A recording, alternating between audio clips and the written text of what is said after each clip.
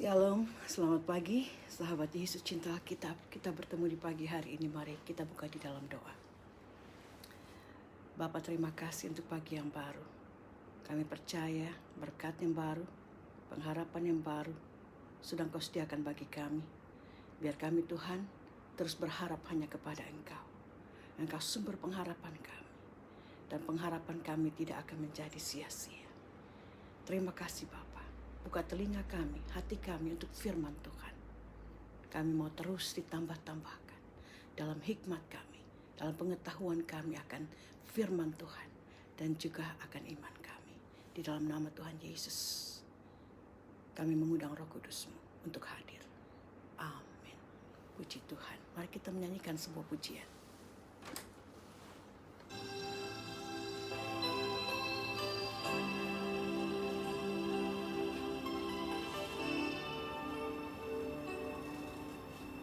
Berdiam diri di hadapan-Mu, itu kerinduanku. Ya Tuhan, aku mau berdiam diri. Mendengar suara-Mu, renungkan firman-Mu, jadi kekuatan di dalam hidupku. Amin. Firman Tuhan kekuatan hidup kami. Mengucap syukur dalam segala waktu. Yes, Lord. Yes.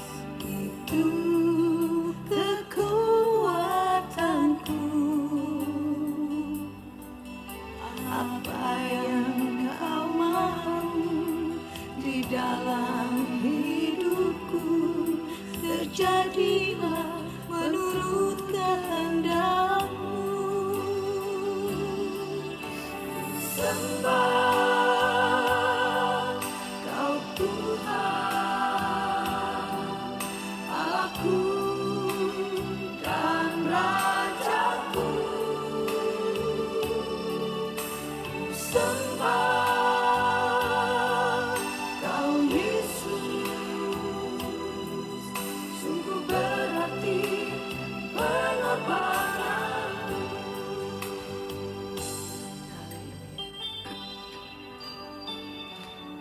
Bapa, kami mau berdiri, berdiam diri di hadapan-Mu. Ini kerinduan kami Tuhan, mendengar suara-Mu dan merenungkan firman-Mu. Biar firman-Mu jadi kekuatan di dalam hidup kami Tuhan, dan kami juga mau mengucap syukur dalam segala waktu. Berdiam diri di hadapan-Mu, itu kerinduanku. Mendengar suara-Mu, renungkan firman-Mu, jadi kekuatan di dalam hidupku. Mengucap syukur dalam segala waktu. Itu kekuatanku. Apa yang Kau mau di dalam hidupku, terjadilah menurut kehendak-Mu. Sembah Kau Tuhan, Allahku dan Rajaku. Sembah Kau Yesus, sungguh berarti pengorbananku. Ku sembah, Mari kita sembah Dia, saudara. Kau Tuhan, Allahku dan Rajaku. Sembah Kau Yesus, sungguh berarti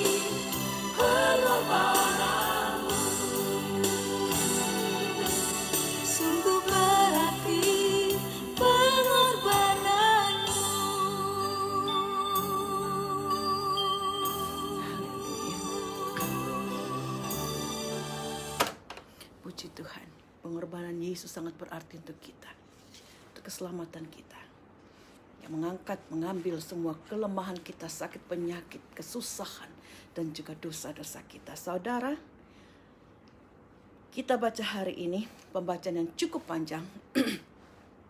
Pembahasan dari Kejadian pasal 21 ayat 1 sampai 34. Kita baca Kejadian 21 ayat 1 sampai 7 dulu tentang Ishak lahir.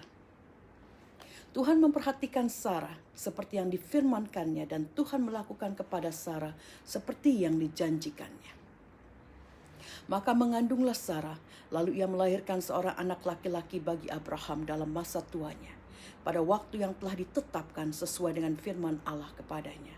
Abraham menamai anaknya yang baru lahir itu Ishak, yang dilahirkan Sarah baginya. Kemudian Abraham menyunat Ishak, anaknya itu, ketika berumur 8 hari, seperti yang diperintahkan Allah kepadanya. Adapun Abraham berumur 100 tahun ketika Ishak anaknya lahir baginya. Berkatalah Sarah, Allah telah membuat aku tertawa. Setiap orang yang mendengarnya akan tertawa karena aku. Lalu katanya, siapakah tadinya yang dapat mengatakan kepada Abraham, Sarah menyusui anak? Namun aku telah melahirkan seorang anak laki-laki baginya pada masa tuanya. Saudara, sesuai janji Allah, akhirnya Sarah mengandung dan melahirkan anak laki-laki yang mereka dambakan. Anak itu lahir pada waktu yang telah Allah tetapkan. Jadi Allah tidak pernah ingkar janji.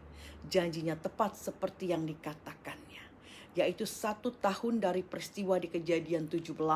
Ketika Allah menampakkan diri kepada Abraham dan Allah membuat covenant atau perjanjian dengan Abraham tentang sunat. Dan 9 bulan dari waktu Allah menampakkan dirinya lagi kepada Abraham dalam peristiwa di Kejadian 18 tentang anak yang dijanjikan. Ketika itu Allah bersama 2 malaikatnya mengunjungi Abraham dan Sarah, menguping dan tertawa. Kita ingat cerita ini pada pembahasan yang lalu. Dan setelah 9 bulan itu berlalu, maka hadirlah anak itu yang sesuai perintah Allah. Abraham menamai anaknya Ishak. Kita sudah baca di Kejadian 17 ayat 21. Di situ dikatakan anaknya harus diberi nama Ishak. Sama seperti ketika Abraham menamai Ismail sesuai dengan perintah malaikat Tuhan yang harus memberi nama Ismail kepada anaknya dari Hagar. Dan nama anak Abraham dari Sarah juga sudah dipilihkan oleh Allah. Ishak berarti laughter, tertawa. Abraham tertawa ketika Allah mengatakan janjinya lagi tentang Ishak. Dan Sarah juga tertawa ketika Tuhan dan malaikatnya menyampaikan berita tentang anak ini. Di Kejadian 18 ayat 12. Waktu itu Abraham berumur 100 tahun dan Sarah 90 tahun ketika Ishak lahir. Abraham kemudian menyunat Ishak ketika ia berumur 8 hari sesuai dengan perintah Allah. Dalam Kejadian pasal 17 ayat 12. Anak laki-laki umur 8 harus disunat sebagai tanda perjanjian Allah dengan Abraham dan keturunannya. Kita teruskan Kejadian 21 ayat 8 sampai 21. Abraham mengusir Hagar dan Ismail. Bertambah besarlah anak itu dan ia disapih. Lalu Abraham mengadakan perjamuan besar pada Ishak disapih itu. Pada hari Ishak disapih itu. Pada waktu itu Sarah melihat bahwa anak yang dilahirkan Hagar, perempuan Mesir itu bagi Abraham, sedang main dengan Ishak, anaknya sendiri. Berkatalah Sarah kepada Abraham, usirlah hamba perempuan itu beserta anaknya, sebab anak hamba ini tidak akan menjadi ahli waris bersama-sama dengan anakku Ishak. Hal itu sangat menyebalkan Abraham oleh karena anaknya itu. Tetapi Allah berfirman kepada Abraham, janganlah sebal hatimu karena hal anak dan budakmu itu. Dalam segala yang dikatakan Sarah kepadamu, haruslah engkau mendengarkannya. Sebabnya akan disebut keturunanmu ialah yang berasal dari Ishak. Tetapi keturunanmu dari hambamu itu juga akan kubuat menjadi suatu bangsa karena ia pun anakmu. Saudara, dalam Bible bahasa Inggris dikatakan bahwa anak Hagar yaitu Ismail scoffing atau mengejek Ishak. Karena itu Sarah tidak senang dan mengadukannya kepada Abraham. Makanya saya perlu pakai referensi dari terjemahan Alkitab dalam bahasa Inggris supaya dapat pengertian yang lebih jelas dan benar. Karena kalau kita baca dalam Alkitab bahasa Indonesia mengatakan Ismail sedang main dengan Ishak dan Sarah tidak senang dan mengadukannya kepada Abraham untuk mengusir Hagar. Ini kelihatan seperti Sarah adalah orang yang jahat. Tapi dari pembacaan dalam Bible Inggris dikatakan Ismail mengejek, scoffing, Ishak. Ismail waktu itu berumur sekitar 15 tahunan ya. Dan Ishak baru akan disapih mungkin umurnya 1-2 tahun. Tentu saja sebagai seorang ibu, Sarah tidak suka anak remaja dari Hagar itu mengejek anak darah dagingnya yang masih kecil. Dan tentu saja Ishak ini akan menjadi ahli waris dari Abraham, bukan Ismail. Jadi penting sekali kita membaca Alkitab dari terjemahan lain juga supaya pengertiannya lebih jelas. Ya, apalagi New King James Version adalah versi translation dalam bahasa Inggris yang lebih mendekati ya kepada dari terjemahan dari aslinya dalam bahasa Yahudi, Yunani dan juga Aramik. Ya, jadi memang kita harus baca referensi dari Alkitab lain juga dan kita harus baca Alkitab dari awal jadi kita tahu. Dalam ayat 11 mengatakan hal ini sangat menyebalkan Abraham oleh karena anaknya itu. Kalau kita baca seperti ini akan ada kesalahpahaman atau misunderstanding. Kita mengira bahwa Abraham sebel kepada Ismail. Tapi tidak seperti itu yang dimaksud. Kalau kita baca dalam Bible bahasa Inggris dikatakan Abraham displeasing. Tidak senang, tidak suka untuk mengusir Ismail karena Sarah menyuruhnya. Dia bukan justru kesel sama Ismail tapi tidak suka dengan anjuran Sarah untuk mengusir Hagar dan Ismail karena Ismail juga anaknya. Nah, kita perlu lagi untuk membaca Alkitab dalam bahasa lainnya. Tapi Allah mengingatkan Abraham juga untuk mendengarkan apa yang dikatakan Sarah. Karena keturunan yang Allah janjikan atau Allah pilih itu akan datang dari Ishak. Dan Allah menjanjikan juga dia akan tetap memberkati Ismail karena dia masih anak Abraham juga. Kita teruskan ayat 14. Keesokan harinya pagi-pagi Abraham mengambil roti serta sekirbat air dan memberikannya kepada Hagar. Ia meletakkan itu beserta anaknya di atas bahu Hagar. Kemudian disuruhnyalah perempuan itu pergi. Maka pergilah Hagar dan mengembara di padang gurun Beersheba. Ketika air yang dikirbat itu habis, dibuangnyalah anak itu ke bawah semak-semak. Dan ia duduk agak jauh, kira-kira sepemanah jauhnya, sebab katanya tidak tahan aku melihat anak itu mati. Sedang ia duduk di situ menangislah ia dengan suara nyaring. Allah mendengar suara anak itu. Lalu malaikat Allah berseru dari langit kepada Hagar. Katanya kepadanya, apakah yang engkau susahkan Hagar? Janganlah takut, sebab Allah telah mendengar suara anak itu dari tempat ia terbaring. Bangunlah, angkatlah anak itu, dan bimbinglah dia, sebab aku akan membuat dia menjadi bangsa yang besar. Lalu Allah membuka mata Hagar, sehingga ia melihat sebuah sumur. Ia pergi mengisi kirbatnya dengan air, kemudian diberinya anak itu minum. Saudara, pagi-pagi Abraham bangun dan memberikan perbekalan kepada Hagar dan memberikan Ismail untuk dibawa bersama dengan dia. Saudara, lagi-lagi saya mengatakan betapa baiknya kita membaca Alkitab bahasa Indonesia tapi juga membaca Bible dalam bahasa Inggris, atau saudara bisa membaca dalam bahasa Ibrani atau apa yang lain silahkan, tapi harus ada referensi. Karena hal-hal yang diartikan ke bahasa Indonesia, yang ditranslate ke bahasa Indonesia dalam Bible bahasa Indonesia, banyak yang tidak jelas dan ada yang bisa menjadikan salah pengertian atau salah arti. Contohnya di ayat 14 dikatakan, ia Abraham letakkan perbekalan itu dan anaknya ke atas bahu Hagar. Ini tidak mungkin saudara ya.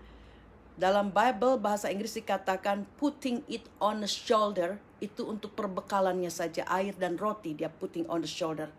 Jadi yang diletakkan pada bahu Hagar adalah perbekalannya, air dan makanan, bukan anaknya Ismail. Karena Ismail waktu itu sudah berumur sekitar 15 tahunan. Kalau kita baca dari awal, penting sekali membaca kronologi dari Alkitab ya, dari awal. Kalau kita cuma ambil di situ, kita nggak tahu berapa kira-kira umur Ismail pada waktu itu. Dan tidak bisa anak 15 tahun taruh di pundak ibunya ya. Anak saya aja 13 tahun, itu udah 175 hampir 180, udah gede banget gitu ya. Boro-boro ditaruh di atas pundak saya ya. Apalagi ini udah 15 tahunan. Nah, kita lihat pada pasal 17 ketika Ismail disunat, itu ia sudah berumur 13 tahun. Kemudian ketika Sarah melahirkan Ishak 1 tahun setelah penyunatan Abraham, penyunatan Ismail, jadi Ismail dari 13 menjadi 14 tahun. Dan kemudian 1 tahun lagi ketika Ishak disapih. Jadi umur Ismail sekitar 15 tahunan ya. Jadi mana mungkin anak 15 tahun digendong ibunya atau digendong Hagar. Jadi sudah saya katakan banyak anak-anak sekarang yang umurnya sudah 13 tahunan nggak mungkin. Apalagi ini udah 15 tahun ditaruh di pundaknya ya. Jadi sangat baik untuk membaca Alkitab bahasa Indonesia dengan juga melihat dari terjemahan lain. Dalam hal ini saya memakai New King James Version, sudah saya katakan ada Alkitab dalam bahasa Inggris yang keakuratannya terjamin. Mendekati tulisan-tulisan dalam bahasa asli Alkitab, yaitu dari bahasa Yahudi, Yunani, dan Aramik. Saya sudah singgung sebelumnya. Jadi kalau saudara bisa berbahasa Inggris, pakai bahasa Inggris Bible sebagai referensi. English Bible ya sebagai referensi. Kalau tidak, ya belajarlah sama-sama dengan saya. Karena saya pun kalau cuma baca Bible bahasa Indonesia, banyak yang saya tidak mengerti atau kita bisa salah artikan. Karena tulisan yang kadang ada kontradiksi atau kontroversi dengan pemahaman yang sudah kita ketahui. Contoh lain, dalam ayat 15. Ketika air yang di Kirbat itu habis, dibuangnyalah anak itu ke bawah semak-semak. Dalam Bible bahasa Indonesia mengatakan demikian. Tapi dalam Bible bahasa Inggris dikatakan, she placed the boy under one of the shrubs. Ia, Hagar, meletakkan anaknya itu di bawah semak-semak. Jadi Hagar tidak membuang. Kalau membuang itu konotasinya kayaknya kasar atau tidak peduli gitu ya. Tapi ia menempatkan, meletakkan anaknya itu di bawah semak-semak supaya ia, Ismail itu terhindar dari terik matahari dan ia terlindungi. Kata dibuang itu kurang tepat buat saya. Tapi kalau dipakai kata menempatkan, placed him di bawah semak-semak untuk melindungi dia, itu menunjukkan kasih seorang ibu akan anaknya. Dan Hagar pun pergi dan duduk sepemanah jauhnya, supaya tidak mendengar tangisan anak itu yang hampir mati karena kehausan, karena persediaan air mereka yang sudah habis. Dan Allah mendengar tangisan anak itu, dan juga teriakan dan tangisan ibunya, yaitu Hagar. Malaikat Allah menyuruh Hagar untuk mengambil Ismail, dan Allah membuka mata Hagar sehingga ia melihat sumur. Lalu Hagar mengisi kulit penampungan airnya dan memberi Ismail anaknya itu minum. Ayat 20, Allah menyertai anak itu sehingga ia bertambah besar. Ia menetap di padang gurun dan menjadi seorang pemanah. Maka tinggallah ia di padang gurun Paran, dan ibunya mengambil seorang istri baginya dari tanah Mesir. Demikian cerita sejarah tentang Hagar dan Ismail. Dia mengambil istri untuk Ismail dari seorang perempuan di tanah Mesir. Kita tahu tanah Mesir adalah orang yang tidak percaya Tuhan. Jadi sudah mengambil istri dari orang yang tidak percaya. Kita teruskan perjanjian Abraham dengan Abimelek. Ini ayat 22 sampai 34. Pada waktu itu Abimelek beserta Pikol, panglima tentaranya, berkata kepada Abraham, Allah menyertai engkau dalam segala sesuatu yang engkau lakukan. Oleh sebab itu, bersumpahlah kepadaku di sini demi Allah, bahwa engkau tidak akan berlaku curang kepadaku atau kepada anak-anakku atau kepada cucu cicitku, sesuai dengan persahabatan yang kulakukan kepadamu. Demikianlah harus engkau berlaku kepadaku dan kepada negeri yang kau tinggali sebagai orang asing. Lalu kata Abraham, aku bersumpah. Saudara, kita masih ingat kalau Abraham pergi ke Gerar dan Raja Gerar mengambil Sarah karena Abraham dan Sarah bilang mereka hanya kakak adik. Tapi Allah datang dalam mimpi Raja Gerar yaitu Abimelek dan memperingatkan dia akan tulah yang akan dia terima kalau dia tidak mengembalikan Sarah, istri Abraham itu, yang adalah seorang nabi. Raja Abimelek takut dan ia mengembalikan Sarah dan memberikan harta kepada Abraham dan mempersilahkan Abraham untuk tinggal di daerah Abimelek itu dimanapun dia mau tinggal. Raja Abimelek sudah melakukan kebaikan kepada Abraham, karena itu dia minta kepada Abraham untuk bersumpah, untuk tidak berlaku curang kepada keturunan raja dan anak-anaknya sampai cucu cicitnya. Abimelek sebenarnya takut kepada Abraham, karena Allah mengatakan Abraham itu nabi. Dan keajaiban tentang Sarah yang melahirkan bayi pada usianya yang tua itu membuat Raja Abimelek juga makin yakin akan penyertaan Allah atas Abraham. Dan ia juga takut karena Abraham mempunyai ratusan tentara perang yang terlatih. Yang kalau Abraham dan tentaranya menyerang Gerar, kota itu pasti ditundukkan. Tapi Abraham bersumpah. Dia pun bersumpah untuk tidak melakukan yang tidak adil kepada Raja Gerar, Abimelek, karena dia sudah berbaik hati kepada Abraham.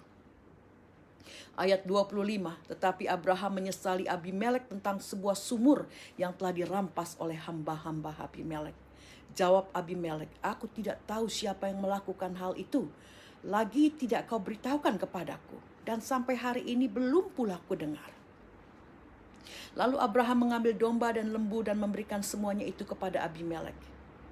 Kemudian kedua orang itu mengadakan perjanjian. Tetapi Abraham memisahkan 7 anak domba betina dari domba-domba itu. Lalu kata Abimelek kepada Abraham, untuk apakah ketujuh anak domba yang kau pisahkan itu? Jawabnya, ketujuh anak domba ini harus kau terima dari tanganku untuk menjadi tanda bukti bagiku bahwa akulah yang menggali sumur itu. Sebab itu orang menyebut tempat itu Beersheba, karena kedua orang itu telah bersumpah di sana. Setelah mereka mengadakan perjanjian di Beersheba, pulanglah Abimelek kepada Pikol, beserta Pikol, panglima tentaranya. Mereka kembali ke negeri mereka, ke negeri orang Filistin. Lalu Abraham menanam sebatang pohon tamariska di Beersheba dan memanggil di sana nama Tuhan, Allah yang kekal.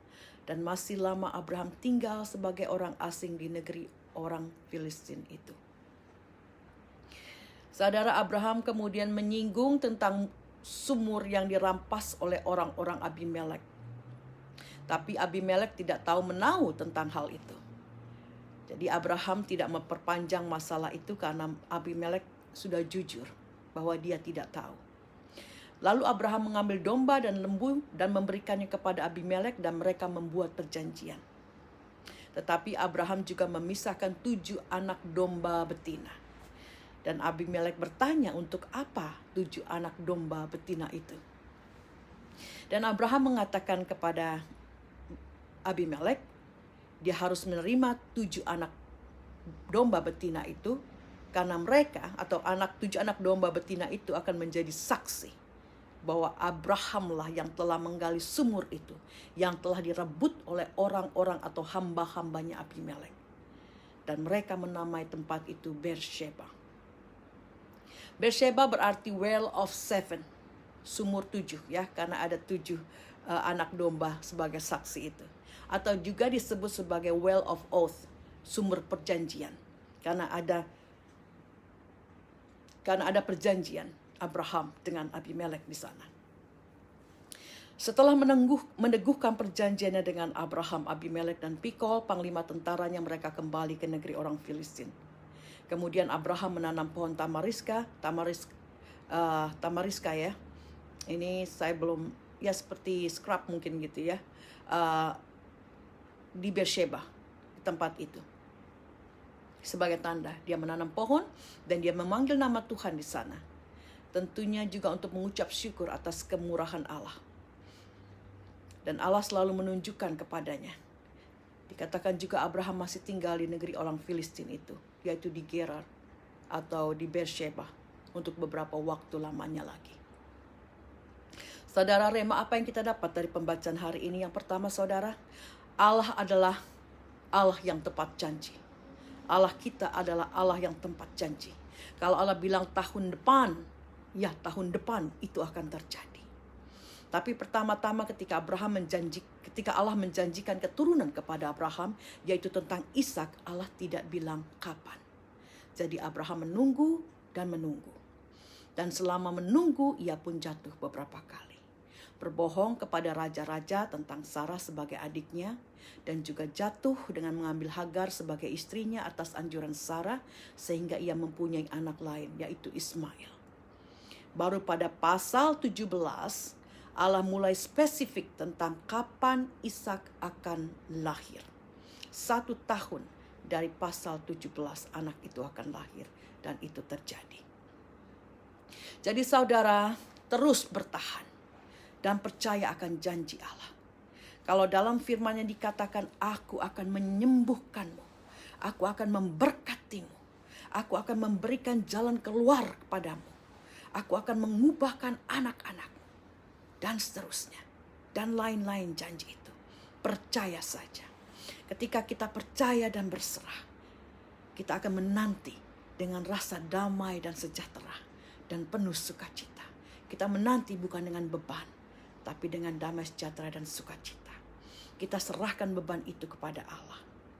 Saya masih belum melihat anak-anak yang percaya kepada Yesus.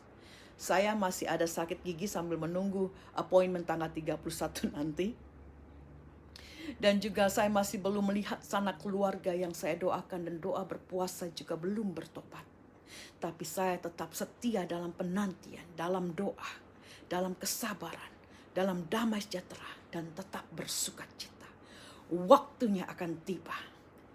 The time will come. Waktunya akan tiba. Dan saya percaya itu. Saudara juga percaya. Dalam setiap pergumulanmu, waktunya akan tiba. Asal kita tetap setia dan taat. Yang kedua, Allah mengadakan pemisahan pada keturunan Abraham dari Ismail dan Ishak. Sama dengan Yesus yang hari Jumat lalu mengatakan bahwa ia datang untuk mengadakan pemisahan. Pemisahan antara anak-anak perjanjian.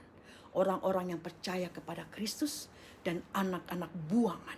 Yaitu mereka yang tidak percaya kepada Kristus. Tetapi meskipun ada pemisahan, Allah kita adalah Allah yang baik, saudara. Ia yang menerbitkan matahari untuk orang-orang yang baik dan juga untuk orang-orang yang jahat.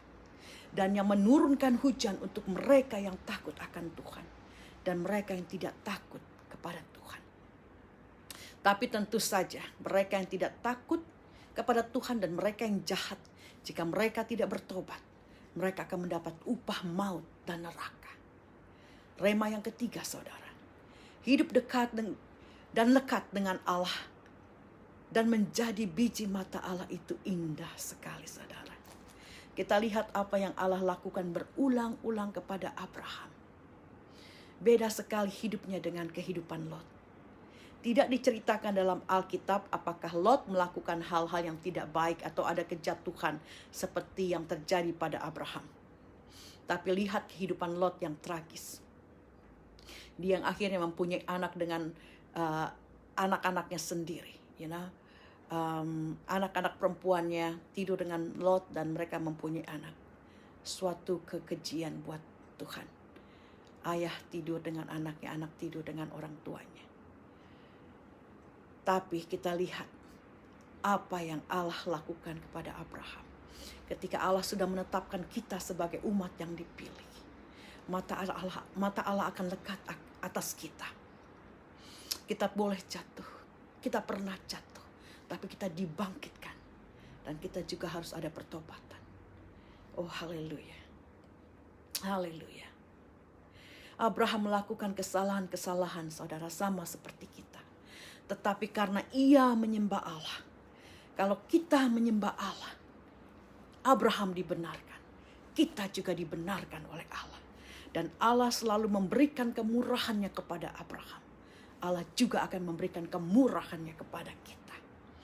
Mari kita menjadi orang-orang yang selalu mencari hadirat Allah. Sehingga hadiratnya pun selalu menyertai kita. Berkat dan perlindungannya pun selalu mengikuti kita. Puji Tuhan. Haleluya. Allah kita luar biasa. Amin. Mari kita berdoa. Bapa, terima kasih untuk firman-Mu. Terima kasih Tuhan, Engkau ajar kami Tuhan, untuk bertahan dalam segala pencobaan. Karena kami tahu Engkau Allah, tahu waktu yang terbaik. Engkau akan menjawab doa kami, asal kami percaya, kami setia, dan kami taat. Terima kasih jawaban doamu sudah tersedia. Kami tinggal mengaksesnya Tuhan, dengan iman, dengan percaya, dengan kesabaran, dan dengan kesetiaan. Terima kasih Bapa. Kami berdoa untuk orang-orang percaya Tuhan. Ketika ada pemisahan Tuhan, antara orang benar dan orang tidak benar, antara orang yang percaya dengan orang yang tidak percaya. Ketika itu terjadi dalam rumah Tuhan, seorang anak yang percaya dengan orang tua yang tidak percaya, atau sebaliknya Tuhan, Bapa, Engkau lingkupi, Engkau beri perlindungan bagi mereka yang percaya Tuhan, dan Engkau beri pertobatan bagi mereka yang belum percaya Tuhan. Kami percaya perlindungan-Mu Bapa, belas kasih-Mu, Your mercy and Your grace upon them Tuhan. Buat mereka Tuhan yang sudah memilih Yesus sebagai Tuhan dan Juru Selamat mereka. Engkau proteksi, Engkau lindungi, Engkau kasih. Terima kasih Bapa. Juga ada pertobatan buat mereka yang menganiaya orang yang mengikut Yesus.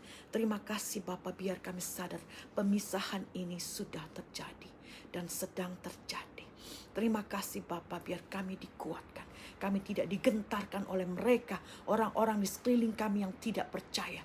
Mata kami hanya tertuju kepada Engkau. Terima kasih Yesus. Kami berdoa bagi perdamaian Tuhan, bagi bangsa-bangsa yang di mana kami lihat saat ini Tuhan semakin gencar bangsa melawan bangsa Tuhan.